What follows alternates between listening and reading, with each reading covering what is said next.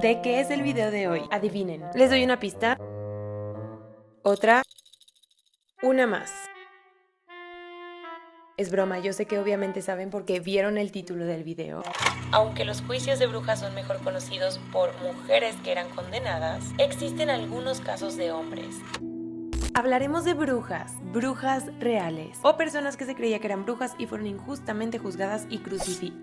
Obviamente nos vamos a enfocar en un lugar en específico y ese lugar sí o sí tiene que ser Salem, también conocida como la ciudad de las brujas. Preparen su botana, obviamente su café y comenzamos. Salem es un destino turístico que recibe a más de 1 millón de visitantes al año, especialmente en octubre, por su historia y su legado. Es mejor conocida como la ciudad de las brujas y las personas que la visitan continuamente van a museos y atracciones como el Salem Witch Museum, Witch House o Peabody Essex Museum. Según una fuente poco confiable de internet, 8 de cada 10 personas que la visitan no conocen su historia, más allá de que es una ciudad relacionada con la brujería. Y yo confío en esta fuente, porque la verdad antes de hacer este video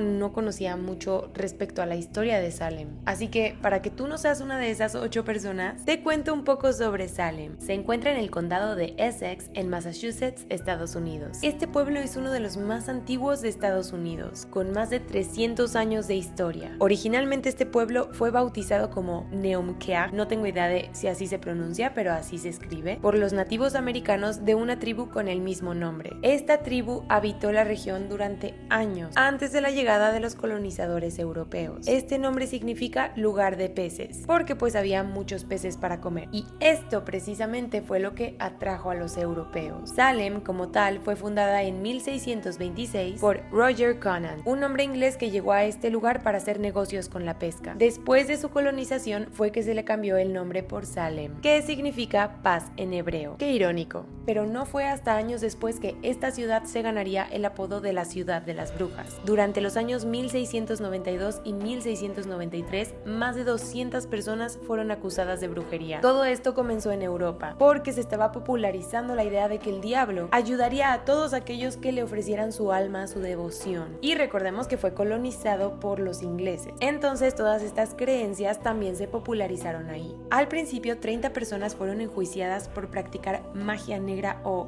brujería. 20 de ellas fueron ejecutadas, la mayoría en la horca, y 5 de ellas murieron en la cárcel. Gracias a documentos legales y testimoniales de la época que se han podido recuperar, sabemos que existían personas en ese entonces que no creían en la brujería. El problema es que la mayoría lo hacían. La razón es porque todas estas creencias se relacionaban con historias de la Biblia, como por ejemplo la de la bruja de Endor. Y cuestionar la existencia de las brujas o de la brujería era cuestionar a la religión o a la Biblia. Por lo tanto, o 1, las personas creían que las brujas eran algo 100% real, o 2, no lo creían pero tenían que estar de acuerdo con esto. ¿Pero qué era la brujería? ¿Qué cosas podían considerarse como magia negra? Realmente ellos utilizaban la palabra brujería para explicar algo que no podían explicar, es decir, todo aquello que no entendieran, que no comprendieran. Por ejemplo, muchas cosas que hoy en día tienen explicación científica en ese momento podían ser consideradas como brujería. Si una persona de la sociedad se consideraba buena o inocente, como por ejemplo un niño o un bebé, y ellos enfermaban de repente y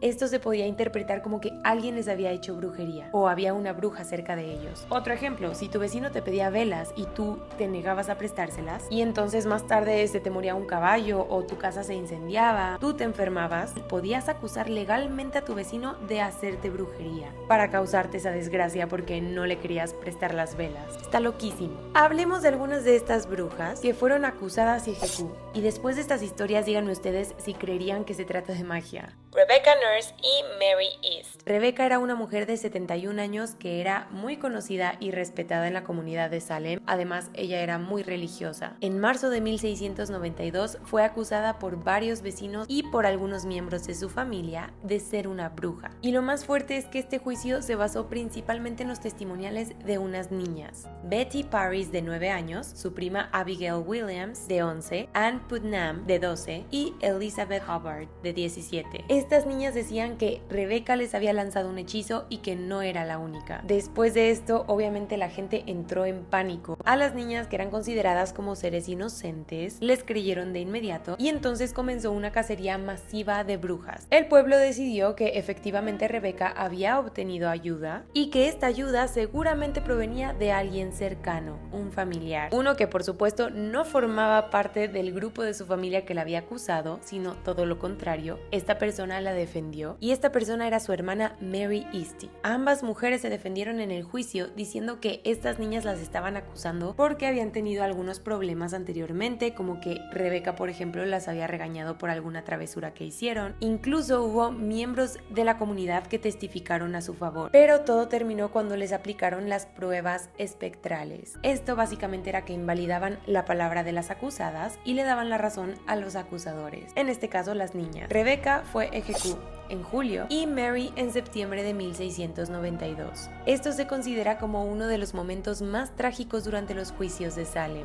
Posteriormente, Rebecca Nurse se convirtió en un símbolo de la injusticia de aquellos juicios y de la historia colectiva. Tituba.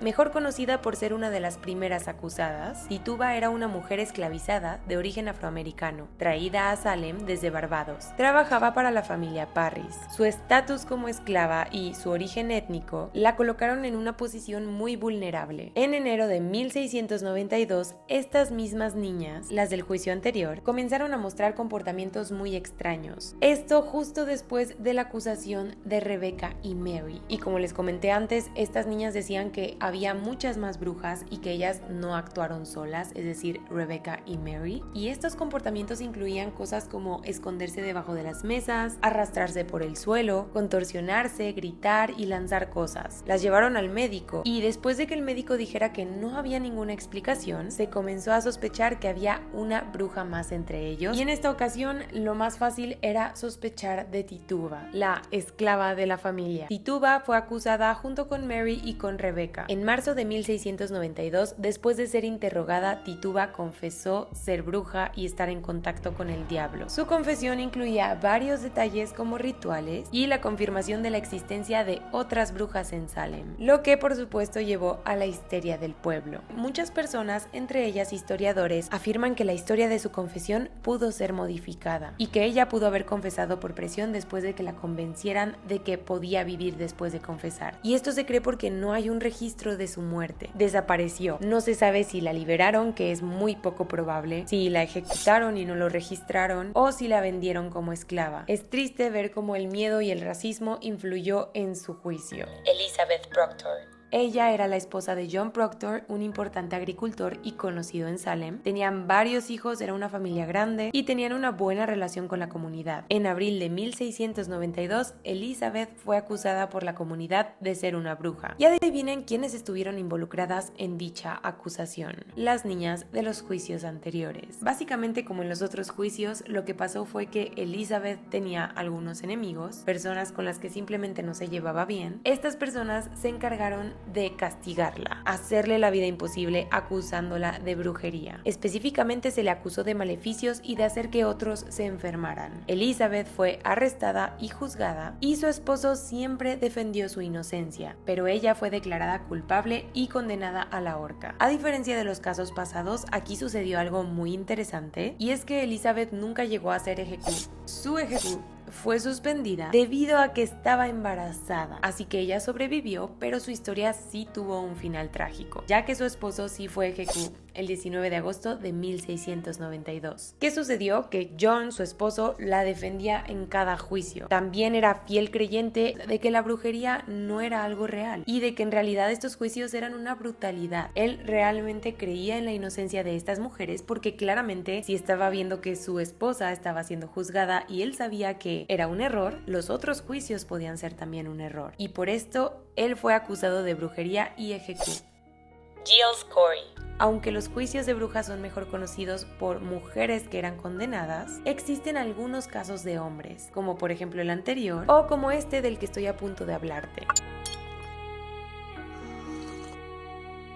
Giles Corey era un agricultor de Salem conocido por su carácter fuerte. Tenía una larga lista de conflictos y por lo tanto de enemigos. Conflictos que se volvieron aún más fuertes después de que estos vecinos acusaran a su esposa de brujería y ella fuera ejecutada. En abril de 1692, él fue acusado de brujería por estas mismas personas. Durante el juicio, Corey se negó a declarar en su defensa, es decir, que no se declaró ni inocente ni culpable, algo que se le conoce como standing mute, y esto alargó el juicio y molestó a las autoridades, quienes por esta razón decidieron utilizar otro método para que confesara, uno muy extremo. Giles Corey fue sometido a la prueba de presión, un método cruel donde se colocaban piedras muy pesadas sobre el cuerpo de una persona, forzándolo a declarar. Él perdió la vida 2 días después de ser sometido a estas pruebas. Según la leyenda, su último grito fue "más peso", lo que simboliza su resistencia y desafío ante la injusticia. Y como estas historias hay miles, todos ellos se han convertido en un símbolo de la resistencia contra la opresión y la injusticia en los juicios de brujería. Estas historias reflejan la atmósfera de miedo que predominó en Salem durante estos años, llevándolo a la trágica pérdida de vidas inocentes. En 1695 se criticó a los magistrados de Salem por la pérdida de tantas vidas inocentes. Entre 1700 y 1703 se presentaron solicitudes para que revocaran las condenas y liberaran a los acusados por brujería. Y en 1711 se autorizó una indemnización para los familiares de estas víctimas. Desde entonces estos juicios de brujas son considerados como actos injustos, sin fundamentos ni lógica. Muchos de los acusados confesaron ser brujas o brujos con la esperanza de obtener clemencia después de hacerlo. Esto se conoce gracias a los testimoniales que fueron recuperados de las personas que estaban en la cárcel, enjuiciadas por esto y que lograron sobrevivir y ser liberados. Ellos se retractaron más tarde de estas confesiones, explicando que solo habían confesado con este propósito que les acabo de decir y que nunca habían practicado la brujería. ¿Qué opinas de este caso? ¿Crees que en realidad todo esto comenzó por una ola de miedo combinado por ignorancia? ¿O crees que las brujas llegaron a existir entre ellos, confundiendo a las personas y haciendo que inocentes pagaran el precio? Comenta un emoji de brujas si llegaste hasta esta parte del video y yo los veo en el siguiente.